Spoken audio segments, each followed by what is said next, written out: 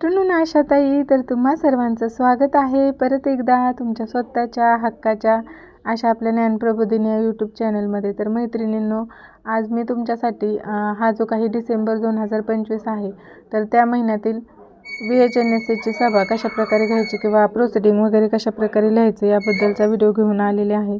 त्यामुळे आशाताई व्हिडिओमधून स्किप करू नका आणि व्हिडिओ आवडल्यास व इतर टॉपिकवरती व्हिडिओ वगैरे हवा असल्यास कमेंट करायला विसरू नका. चला तर मग जराही वेळ न घालवता सुरू करू आपण आपला आजचा व्हिडिओ.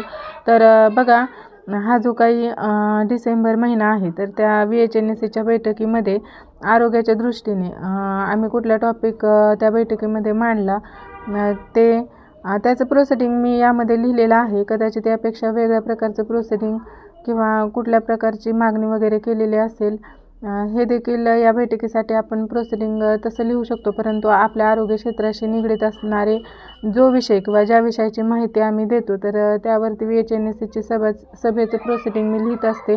तर हे प्रोसिडिंग तुम्हाला नक्कीच उपयोगी पडेल, कारण की या महिन्यामध्ये आपले जे काही प्रधानमंत्री मातृवंदना योजना जी काही मातांसाठी असते तर त्याची देखील माहिती आम्ही या बैठकीमध्ये दिली. परंतु त्याचबरोबर सगळ्यात महत्त्वाचा विषय म्हणजे जे काही प्रधानमंत्री जे काही बघा PMJAY म्हणजेच आयुष्यमान भारत कार्ड असेल तर त्याची माहिती जास्त प्रमाणात या बैठकीमध्ये आम्ही दिलेली आहे.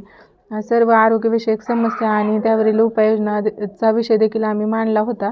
परंतु सगळ्यात महत्त्वाचा म्हणजे गाभा भाग जो काही आयुष्यमान भारत कार्ड ची KYC करून घेणे किंवा ते गोल्डन कार्ड वगैरे काढून घेणे हा या बैठकीचा मुख्य टॉपिक होता. तर बघा, विषय आयुष्यमान भारत कार्ड PMJAY वापरून तुम्ही प्रति कुटुंब 5 लाख रुपयापर्यंतचे मोफत कॅशलेस उपचार देशातील संलग्न सरकारी आणि खाजगी रुग्णालयांमध्ये मिळवू शकता व याची अट नाही. तर या बैठकीत म्हणजे या आयुष्यमान भारत कार्डचे जे काही फायदे आहेत तर ते आम्ही उपस्थितांना पटवून सांगितले व हे फायदे त्यांनी त्यांचे जे काही शेजारी असतील किंवा कुटुंबातील इतर सदस्य असू किंवा मग गावातील इतर व्यक्ती वगैरे असू तर त्यांना व्हॉट्सअप ग्रुपच्या माध्यमातून किंवा प्रत्यक्ष विजिटमध्ये देखील हे फायदे त्यांना सांगावेत, म्हणजे जास्तीत जास्त लोकांची आयुष्यमान भारत कार्ड काढणे होतील व याचा त्यांना जो काही फायदा आहे तो आम्ही अशा प्रकारे सांगितला. बघा, मोफत उपचार 5 लाख रुपयापर्यंतचे मोफत आणि कॅशलेस उपचार मिळतात.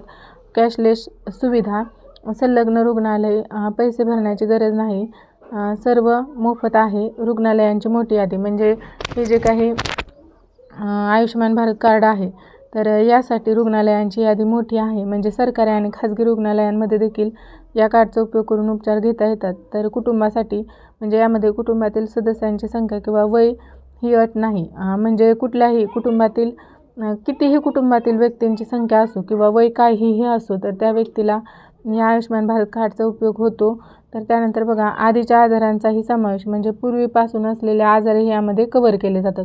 म्हणजे जरी व्यक्तीला म्हणजे कार्ड आता निघलेलं असेल परंतु पूर्वीपासून जे काही आजार असतील ते देखील यामध्ये कव्हर केले जातात.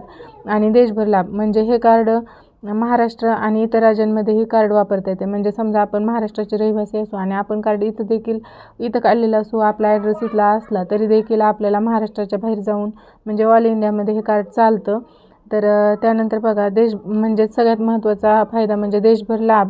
त्यानंतर बघा, डिजिटल आरोग्य रेकॉर्ड म्हणजे या कार्ड अंतर्गतच आयुष्यमान आरोग्य खाते देखील तयार केले जाते आणि यामध्ये व्यक्तीच्या आरोग्याची नोंदी म्हणजे जे काही डिजिटल नोंदी आहेत तर त्याचं रेकॉर्ड ठेवता येतं. हे कार्ड महात्मा ज्योतिराव फुले जन आरोग्य योजनेशी जोडलेले असल्यामुळे याचा देखील नागरिकांना मोठ्या प्रमाणात उपयोग होतो. तर अशा प्रकारे जे काही आयुष्यमान भारत कार्ड आहे तर त्याचं उपयोग आम्ही या बैठकीमध्ये म्हणजे VHNSCच्या सभेमध्ये उपस्थित लोकांना समजून सांगितलं आणि जास्तीत जास्त लोकांनी त्यांची जी काही KYC करायची राहिली असेल किंवा गोल्डन कार्ड वगैरे काढायचं राहिलं असेल तर ते काढून घेण्यासाठी आवाहन करण्यात आले. विषय आवडला किंवा बैठकीचं प्रोसिडिंग छान वाटलं तर लाईक करा आणि इतर कुठल्या टॉपिकवरती व्हिडिओ हवा असेल तर तसं कमेंट करून सांगा. धन्यवाद ताई.